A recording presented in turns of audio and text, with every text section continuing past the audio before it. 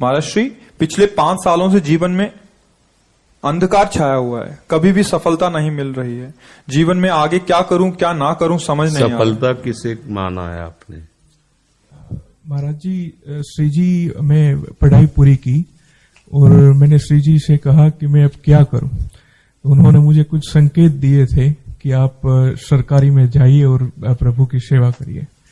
फिर सफलता नहीं मिल रही उसमें एग्जाम में, और अभी है। आप हमारी बात समझिए, आपको श्री जी ने संकेत किया और आप सफलता नहीं प्राप्त कर, दोनों बातें झूठी है ना, दोनों बातें झूठी हैं।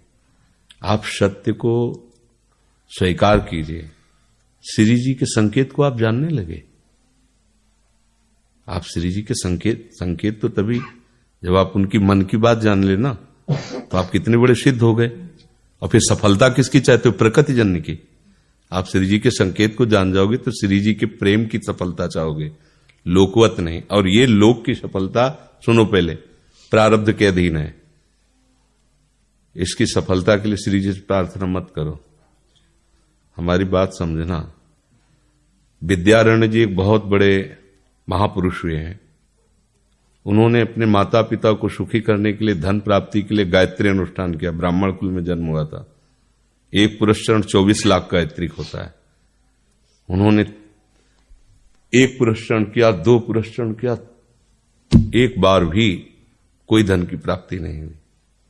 आखिरी में उन्होंने संन्यास लिया। जीव संन्यास लिया, माता गायत्री प्रकट हो गई। उनका अब इंद्रासन भी मांगो तो आपका, तो बोले अब क्या जरूरत है, अब तो वैरागी हो गया, विरक्त हो गया। माता पिता भी पधार गए, उनकी सेवा के लिए अर्थ चाहना। 23 पुरस्चरण किए और आप तब नहीं आए, तो उनका तुम्हारे अनंत जन्मों में ऐसे 24 महापाप थे जिनके कारण मैं नहीं आ पा रही थी। अब वो 23 चरण से नष्ट हुए, पुरस्चरण से, और 24वां तुमने संन्यास लिया। तो अब आप जो चाहो पर, बोले अब चाहिए ही नहीं, क्योंकि अब सन्यासी हो गए, अब तो ब्रह्म प्राप्ति के लिए। तो इससे आभास होता है कि अगर हमारा बुरा प्रारब्ध है तो हमको भोगना पड़ेगा। हम कितना भी प्रयास करें वो हमें, तो हम क्या करें इसमें जिससे हमें परम शांति हो? प्रभु के नाम का जप करते हुए उन पर दृष्टि लगाएं कि प्रारब्ध से हमारा भरण पोषण शरीर का भले, ये हमारा भरण पोषण आपसे होगा नाथ। तो वो एक ऐसे हैं जो आपके प्रारब्ध को भी मिटा देंगे। वो ऐसे शरणागत वत्सल हैं कि सब लिखा पढ़ी अलग कर देंगे। सुदामा जी को दरिद्रता का योग था। ऐसी दरिद्रता, कई कई दिन तक भिक्षा नहीं मिलती थी। ये जितने भी चरित्र हमारे लिए उदाहरण है। मांगने जाते थे तो मांगने से भी नहीं मिलता था, कई कई दिन। तो एक दिन उनकी पत्नी ने कहा कि हमारा आपका तो चरणामृत से भी गुजारा 2 दिन 3 दिन हो, 4 दिन हो, छोटे छोटे बच्चे तो मर जाएंगे ऐसे। कुछ तो उन्होंने कहा, श्री कृष्ण के सिवा हमारा कोई नहीं, अब हम क्या कर सकते हैं। प्रारब्ध जब बिगड़ता है ना, वो कोई सफलता नहीं होने देता। तो एक दिन श्री रुक्मिणी जी प्रसाद ठाकुर जी को भोग पा रही थी, प्रभु ऐसे रोक दिया, उदास हो गए। तो उनका, प्रभु ऐसी स्थिति हमने जब जब आपकी देखी, तो किसी भक्त को जब कष्ट होता है तब आपको ऐसे देखा है। कौन सा भक्त है और क्या कष्ट है? तो का एक सुदामा नाम के हमारे मित्र हैं, कई दिन से भोजन भी उनको, प्रभु आपके मित्र और मैं आपकी दासी, महालक्ष्मी का अवतार रुक्मिणी, आप हुक्म कीजिए, लोक लोक की संपत्ति वहां। बोले उसको चाह नहीं है,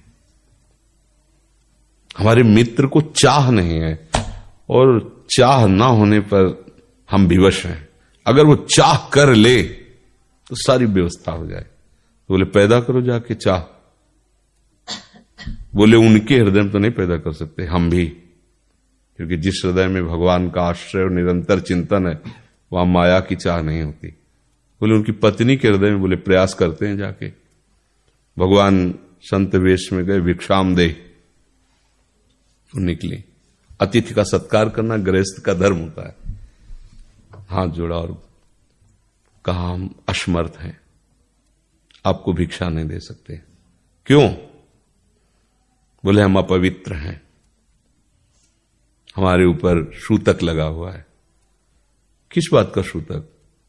हमने एक पुत्र जन्मा है, तो ठीक है हम 10-12 दिन बाद आ जाएंगे। बोले नहीं, आजीवन अपवित्र रहेंगे। वैसा कौन सा? बोले दरिद्रता रूपी।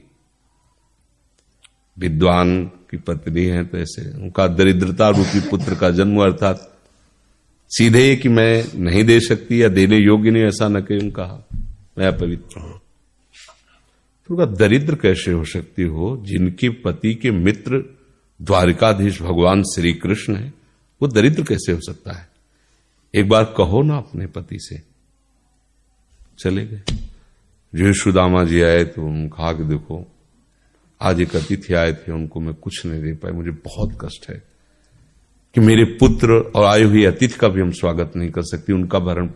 आपके मित्र द्वारिकाधीश प्रभु श्री कृष्ण है। सुदामा जी ने कहा, बोले चले जाओ ना, वो कुछ न कुछ सहयोग कर देंगे। तो बोले हम ऐसे मित्र नहीं बनाए कि वो हमारा सहयोग करें, कभी नहीं, मर जाऊंगा पर उनसे ये नहीं कहूंगा कि आप हमारा। बोले मत कहना, दर्शन के लिए तो चले जाओ, वो सुना है इतने उदार हैं कि वो जाने पर ही दे देंगे। सुदामा ने कहा दर्शन के लिए तो जा सकते हैं, बहुत दिन हो गए, ठीक है, पर मित्र के पास जाए तो कुछ लेके जाना चाहिए, मेरे पास तो कुछ नहीं ना।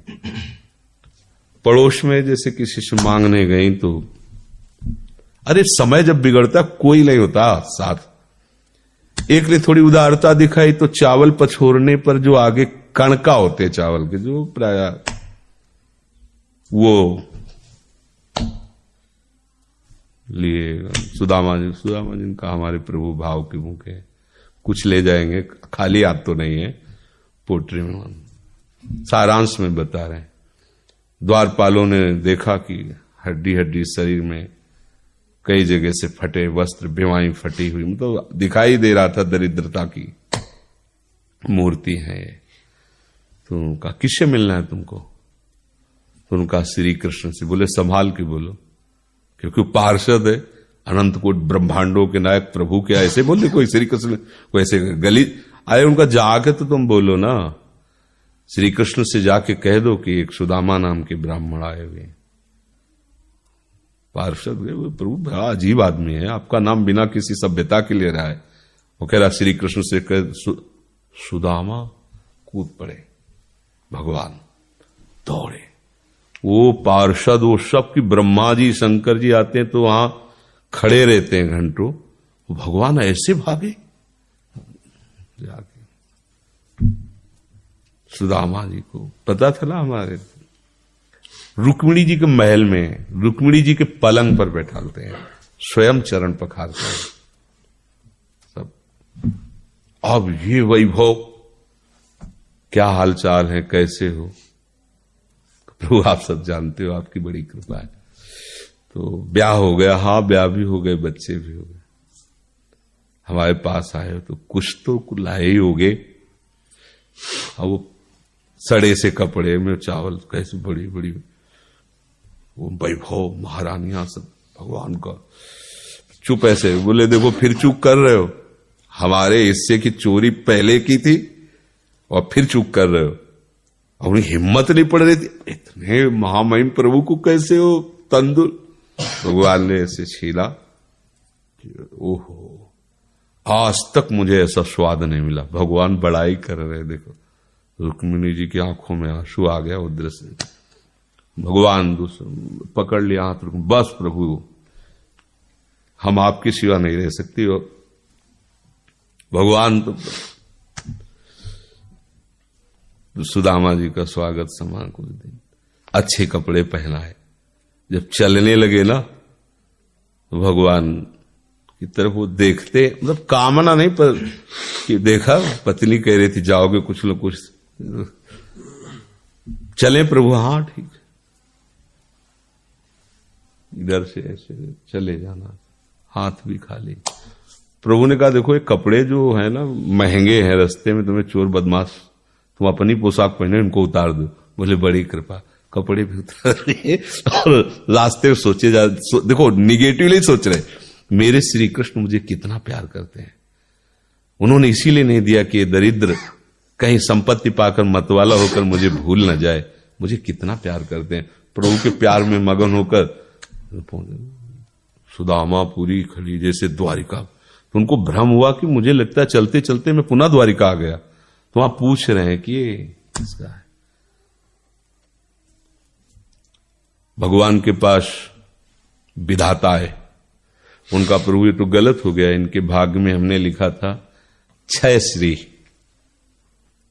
ऐश्वर्य का नाश, जीवन में नहीं ऐश्वर्य, क्षय श्री।